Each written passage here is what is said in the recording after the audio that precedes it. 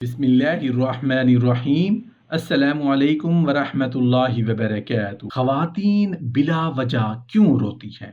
मोहतरम नाजरीन, अक्सर आपने देखा होगा कि औरतें बात बात पर रोना शुरू कर देती हैं, और यकीनन आपने औरतों को मुंह छुपाकर रोते हुए भी देखा होगा। उनमें हमारी माएँ, बहनें और बेटियां भी शामिल हैं। लेकिन आप में से बहुत ही कम लोग जानते होंगे कि औरतें बेवजह क्यों रोती हैं। तो चलिए आपको इसकी हैरान कुन वजह बता दें। मोहतरम नाजरीन, एक मर्तबा एक लड़के ने अपनी माँ से पूछा, माँ आप बेवजह क्यों रोती हैं? तो उस पर माँ ने हंसते हुए जवाब दिया, क्योंकि बेटा मैं एक औरत हूँ। ये सुनकर लड़के ने कहा, अम्मा मैं कुछ समझ नहीं पाया। इससे पहले कि बेटा अपनी बात पूरी करता, माँ ने अपने बेटे को गले लगा लिया और कहने लगी कि बेटा तुम इस बात को कभी भी नहीं समझ पाओगे। लड़के को अपने सवाल का जवाब नहीं मिल पाया, तो फिर वो लड़का अपने बाप के पास गया और जाकर कहने लगा, अब्बा जान औरतें बेवजह क्यों रोती हैं? ये जरा जरा सी बात पर रोने क्यों लग जाती हैं? तो उस पर बाप ने भी यही कहा, बेटा क्योंकि वो औरत है, इसलिए वो बात बात पर रोती है। लड़का अभी भी कुछ समझ नहीं पाया, यानी उसको अभी तक उस बात का जवाब नहीं मिल रहा था। अब वो उस बात को लेकर काफी परेशान रहने लगा, क्योंकि कई साल गुजरने के बावजूद भी वो बात को समझ नहीं पाया कि औरतें जरा जरा सी बात पर रोने क्यों लगती हैं। फिर उस लड़के को एक दिन एक बुजुर्ग का ख्याल आया। बस यही सोचकर वो लड़का उस बुजुर्ग की खिदमत में हाजिर हुआ और उनसे इंतहाई अदब के साथ सवाल करने लगा, बुजुर्ग अंकल मेरे दिल में एक सवाल है जो मैंने बहुत सारे लोगों से पूछा, कहीं से भी उसका तसल्ली बख्श जवाब नहीं मिला, इसीलिए मैं आपकी खिदमत में हाजिर हुआ हूँ। अगर आपकी इजाजत हो तो क्या मैं आपसे सवाल पूछ सकता हूँ? हाँ का जवाब मिलने पर वो लड़का अपना सवाल करने लगा कि एक सवाल मेरे जहन में कई दिनों से गर्दिश कर रहा है। सवाल ये है कि औरतें जरा जरा सी बात पर क्यों रोने लग जाती हैं, और अक्सर ऐसा भी होता है कि ये बात बात पर बेवजह रोने लगती हैं। तो उन बुजुर्गों ने फरमाया, अल्लाह ने जब औरत को पैदा किया, अल्लाह ने जब औरत को बनाया तो उसको मजबूत कंधों से नवाजा ताकि वो उस दुनिया के हर बोझ को बर्दाश्त कर सके।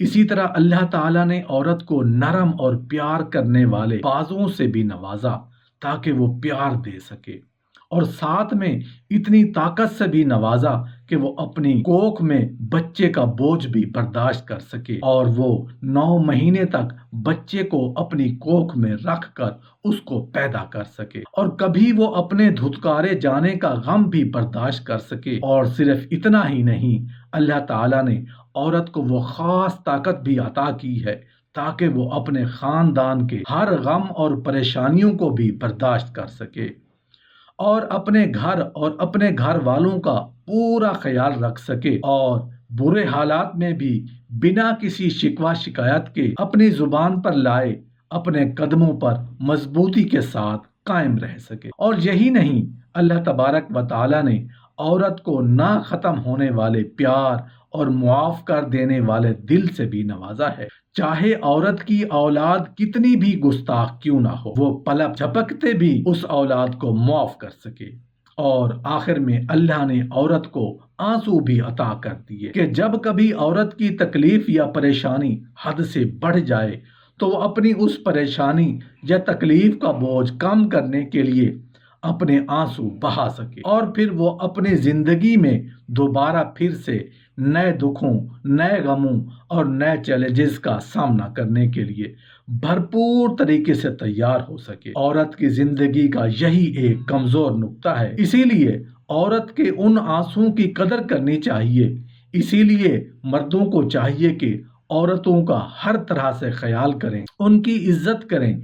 औरत के आंसुओं का कभी भी मजाक नहीं बनाना चाहिए, वो कभी किसी वजह से भी निकले या फिर बेवजह ही क्यों ना निकले हों, मगर औरत के आंसुओं की हमेशा कदर करनी चाहिए। हजरत अली रजी अल्लाह अन्हु की खिदमत में एक शख्स आया, दस्ते अदब जोड़कर अर्ज करने लगा, मेरी बीवी मेरे घर का काम सही नहीं करती, न मेरे कपड़ों की देखभाल करती है, न घर की सफाई ठीक तरह से करती है, तो क्या मेरा डांटना, गुस्सा करना सही है? बस ये कहना था تو امام علی شیر خدا نے فرمایا، اے شخص، کس نے کہا کہ تمہاری بیوی پر تمہارے گھر کا کام واجب؟ یاد رکھنا، اسلام نے عورت کی عزت کو جتنا بلند کیا ہے اتنا کسی مذہب نے نہیں کیا۔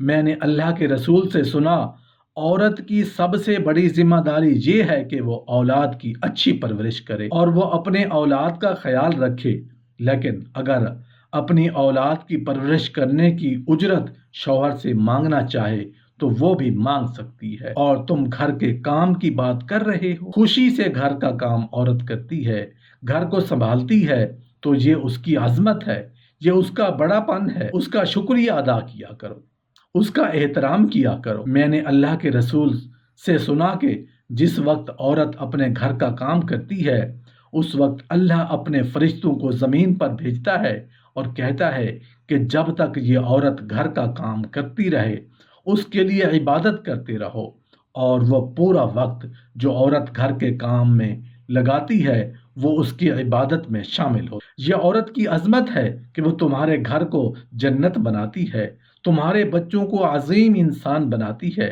لیکن اگر کوئی عورت پر ظلم کرے اور روز محشر میں اللہ اس انسان کو گدھے کی شکل میں اٹھائے گا اور دوزخ کا ایک دروازہ ان لوگوں کے لیے کھولا جائے گا اور یہ کہا جائے گا کہ وہ انسان ہیں جنہوں نے اپنی ہی عورتوں پر ظلم کیا، ان کو حقیر سمجھا، ان کو غلام سمجھا۔ انسانوں کی خوراک کی نالی اسی وقت کاٹ دی گئی تھی جب وہ اس دنیا میں آتا ہے، مگر آج بھی اس کا نشان ناف کی صورت میں ہمارے جسم پر موجود ہے، تاکہ ہم اس عظیم ہستی کو ہمیشہ یاد رکھ سکیں جو کہ ایک عورت تھی، اس کی تم قدر کر سکو جس نے 9 مہینوں تک تکالیف جھیل کر اپنے پیٹ میں تمہیں رکھا اور بہت ساری تکلیفیں جھیل کر ہمیں پیدا کیا۔ محترم ناظرین، اسی طرح ایک لڑکا حضرت علی رضی اللہ عنہ کی خدمت میں آیا اور سوال کرتا ہے کہ مرد پر اس زمین پر موجود کون سی چیز سب سے اہم ہے؟ اس پر حضرت علی رضی اللہ عنہ نے فرمایا، اس زمین پر مرد کے لیے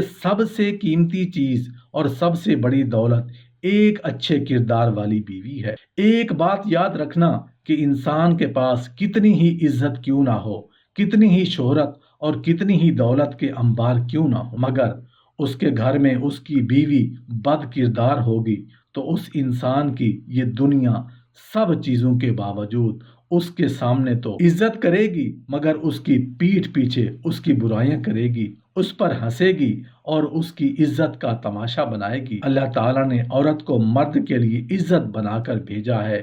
ایک عورت کے ساتھ ہی پورا گھر جڑا ہوا ہوتا ہے۔ اگر عورت بد کردار ہوئی تو دنیا والے صرف عورت کو ہی نہیں بلکہ پورے گھر کو بد کردار سمجھیں گے۔